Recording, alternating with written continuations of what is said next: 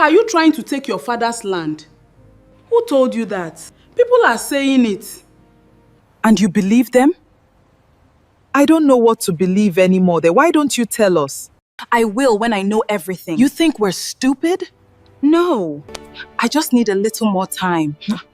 Ever since you got this job, you've become too proud. Look at her, she thinks she's better than us. Because of that yeye job she got in the city, she thinks she has the power to sell her father's land. Mama, Papa Amaka has changed. This job and small money she has is entering her head. It's true, she's now too big to talk to us. The first thing people noticed about Amaka was that she never smiled when everyone else was smiling. At family gatherings, when everyone was laughing, she would sit quietly. When relatives were celebrating, she would congratulate them without joining the excitement. When her mother called to ask how she was doing, Amaka usually answered with only a few words. "Fine, Mama. Have you eaten?" "Yes." "Are you coming home this weekend?" "I'll see." That was usually all. People began to talk. Her younger sister, Chiamaka, was the first to say it openly. "Our sister has become too proud." Their mother didn't correct her. Instead, she sighed. Amaka wasn't like this before. Her father said nothing. He simply continued eating. But everyone knew he agreed. Amaka had changed. At least, that was what everyone believed. She had become the daughter who rarely visited, the sister who didn't join family discussions, the aunt who sometimes refused to attend celebrations, the woman who never explained herself. And because people don't like empty spaces in a story, they fill the silence with their own explanations. Some said she was proud. Some said she thought she was better than everyone. Some said city life had changed her. Others whispered that she had made money and forgotten where she came from. Even her own mother sometimes complained about her. Since Amaka started working in the city, she thinks she's no longer one of us. But the truth was very different. Amaka hadn't forgotten her family. She was protecting them, and nobody knew about it. Not even the people she was protecting.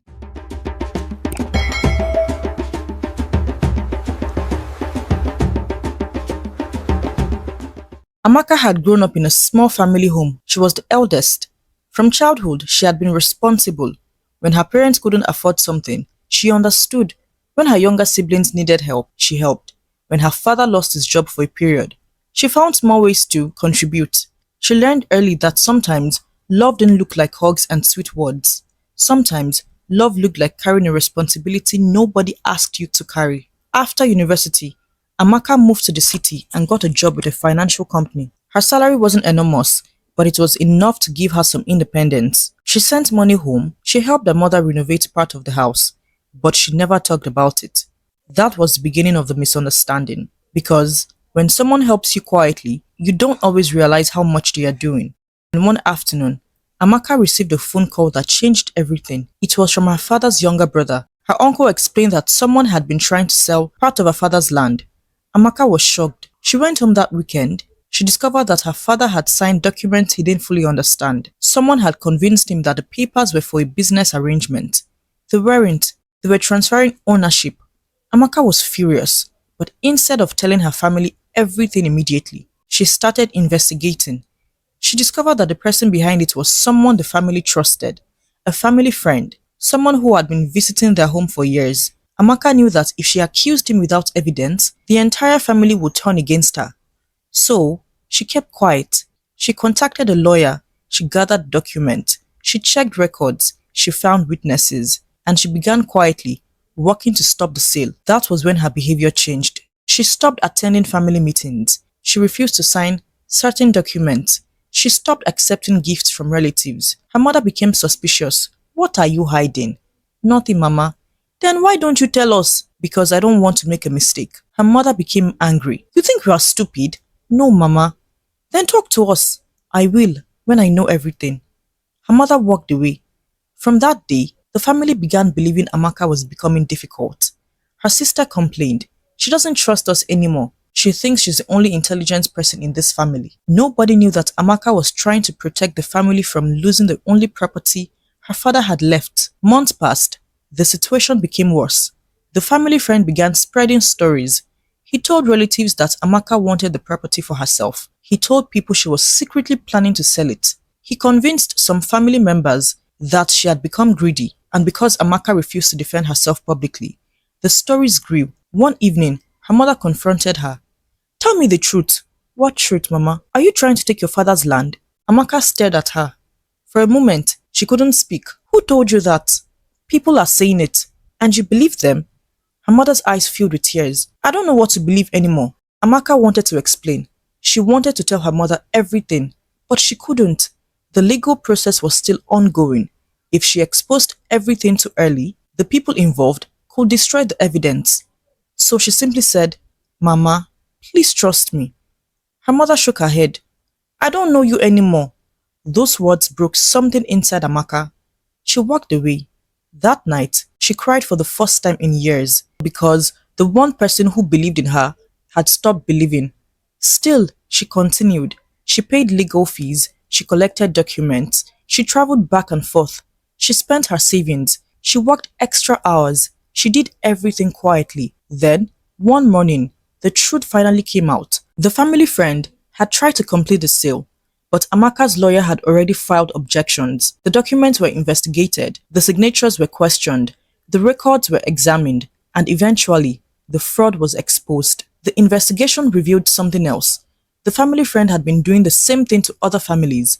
He had taken advantage of people's trust for years. Amaka's evidence helped expose him. When her father heard everything, he asked, How long have you known? Amaka looked at him. Almost a year. A year? Yes. Why didn't you tell us? Because I didn't know who we could trust. Her father lowered his head. Did you think you couldn't trust us? Amaka's eyes filled with tears. No, I was afraid you wouldn't believe me. Her father looked at her, and suddenly, everything began making sense. The daughter who had stopped attending family meetings, the daughter who refused to sign papers, the daughter who seemed distant, the daughter who wouldn't explain herself, the one everyone had called proud. She had been working quietly to protect them. Her younger sister began crying. Why didn't you tell us? Amaka looked at her. Would you have believed me? Her sister couldn't answer. The mother covered her face. She remembered every conversation, every accusation, every time she had called Amaka proud, every time she had told relatives that her daughter had changed, and suddenly she understood. Amaka hadn't become cold. She had become careful. There was a difference. Her mother reached for her hand. I'm sorry, I thought you didn't care about us. Amaka shook her head. I cared too much. If I told you and you didn't believe me, I would lose my family, so I chose to let you misunderstand me. That sentence silenced the room because sometimes the truth isn't that someone doesn't care. Sometimes they care so deeply that they are willing to be misunderstood if it means protecting the people they love. The family began changing. Her mother stopped judging her silence. Her father began involving her in family decisions, and Amaka slowly began speaking more. But she also learned something. Keeping everyone inside wasn't always strength. Sometimes people need to hear the truth. Sometimes silence protects you, but sometimes silence creates a wall between you and the people you love. You cannot control what people think about you. You can explain yourself. You can show them the truth. You can do your best. But some people will still misunderstand you. And when that happens, you have a choice. You can become bitter, or you can continue being the person you know yourself to be. Because your character should not depend entirely on other people's opinions.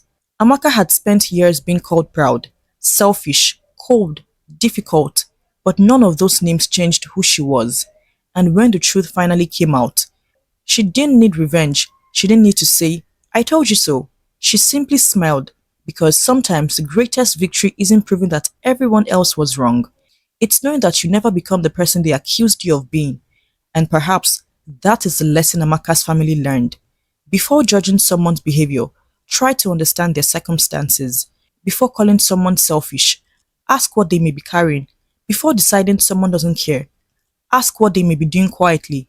Because people are complicated. Not everyone who is quiet is proud. Not everyone who says no is selfish. Not everyone who keeps their distance hates you. And not every good person will look good while doing good. The person everyone misunderstands is the person who has been carrying everyone all along. Never be too quick to judge a person's character based only on what you see. People can be fighting battles you know nothing about. Someone may look cold because they are protecting themselves. Someone may look distant because they are carrying a responsibility. Someone may look selfish because they are making a difficult sacrifice. Before you judge someone, try to understand them. And if you're the person being understood, remember this: you don't have to spend your entire life proving your goodness to everyone. Keep doing what is right. Eventually, the truth has a way of speaking for itself. Thank you so much for watching. And if you did enjoy this story and learned something, please do not forget to subscribe to join our little community, like the video, and share to someone who might need this. Thank you very much. See you next time.